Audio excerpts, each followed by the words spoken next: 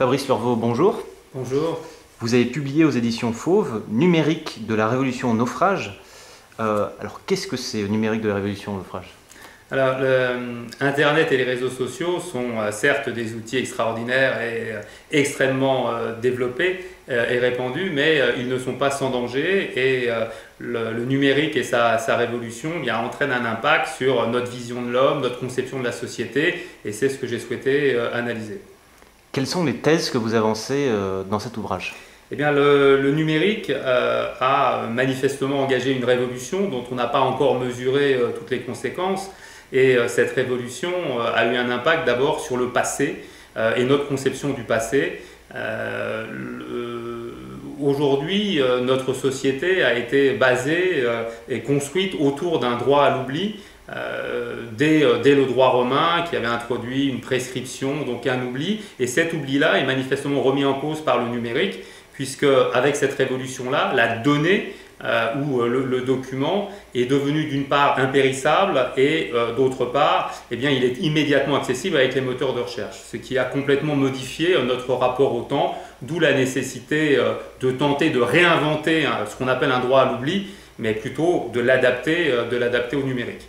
Et ça, ce premier constat, il faut que les gens, et notamment par le biais de l'école, prennent conscience que, eh bien, à l'heure du numérique, tout ce que vous faites pourra être retenu contre vous. Et ça, c'est un travers dont il faut avoir conscience. Ça, c'est pour le passé. Pour le présent, le numérique a permis eh bien, de donner une sorte d'immédiateté de la donnée qui fait qu'on est bombardé même pas d'informations qui sont des données brutes.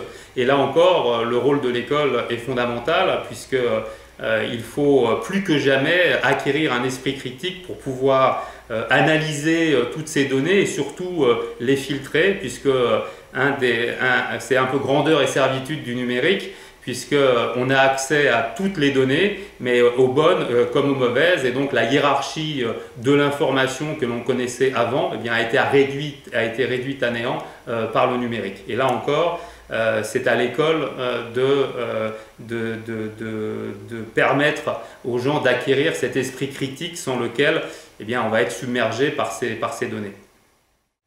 Et puis aujourd'hui, le numérique s'attaque à cette troisième dimension du temps qui est le futur, et notamment en tentant de développer à l'aide du big data des algorithmes prédictifs qui vont avoir pour objet de tenter de prévoir le comportement humain. Alors, on ne peut pas arrêter le progrès, mais on peut et on doit, me semble-t-il, l'accompagner. Et là encore, on doit être très prudent sur cette évolution et ne pas laisser les machines devenir très prochainement ceux qui, entre guillemets, jugeront les hommes. Et puis dans cette tendance, on s'aperçoit toujours dans le domaine du big data que de plus en plus, les gens collectent des données personnelles sur leur santé, sur le type d'exercice physique, la nourriture qu'ils consomment.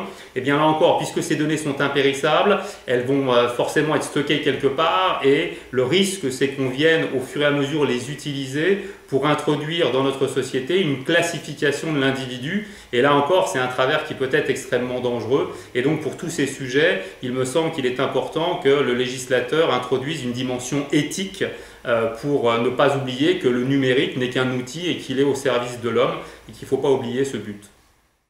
Alors quel est le public à qui se destine cet ouvrage? Un public de spécialistes de la loi ou le grand public? Alors le public, c'est vraiment plutôt un ouvrage de vulgarisation et qui va permettre à toute personne qui a bien le sentiment qu'il se passe quelque chose à l'heure du numérique, peut-être de donner des clés de réflexion.